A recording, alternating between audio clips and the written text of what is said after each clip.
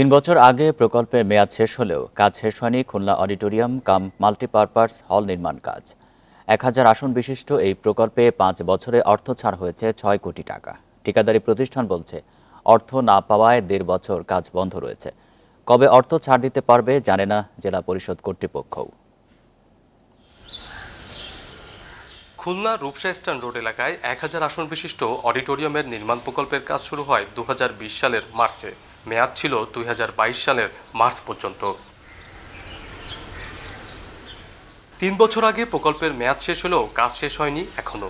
ঠিকাদারি প্রতিষ্ঠানের অভিযোগ, তাদের অর্থ পরিশোধ করছে না জেলা পরিষদ। আমরা এই যাবৎকালে আমাদের কাজের অগ্রগতি হয়েছে প্রায় ৮ কোটি টাকার উপরে আমরা কাজ করে ফেলেছি, কিন্তু এই যাবৎকালে আমরা বিল পেয়েছি ৫ কোটি টাকা। আমরা চলমান রানিং বিল না পাওয়ার কারণে আমরা কাজ আর চলমান রাখতে পারি না। জেলা পরিষদ কর্তৃপক্ষ বলছে, একাধিকবার মন্ত্রণালয়ে চিঠি দিয়েও পাওয়া যায়নি অর্থ।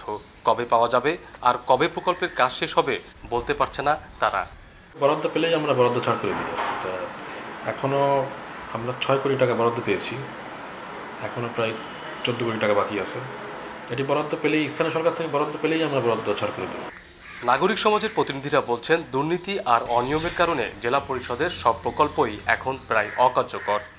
এটি জনগণের জন্য যেমন দুর্ভোগ, এটি রাষ্ট্রের তথা জনগণের অর্থ অপচয় হয়, সাথে সাথে হচ্ছে প্রজেক্ট নেওয়া, প্রজেক্ট সেটা বাস্তবায়িত না হওয়া, ঝুলে যাওয়া, এটা আমাদেরকে স্বপ্নভঙ্গ করে।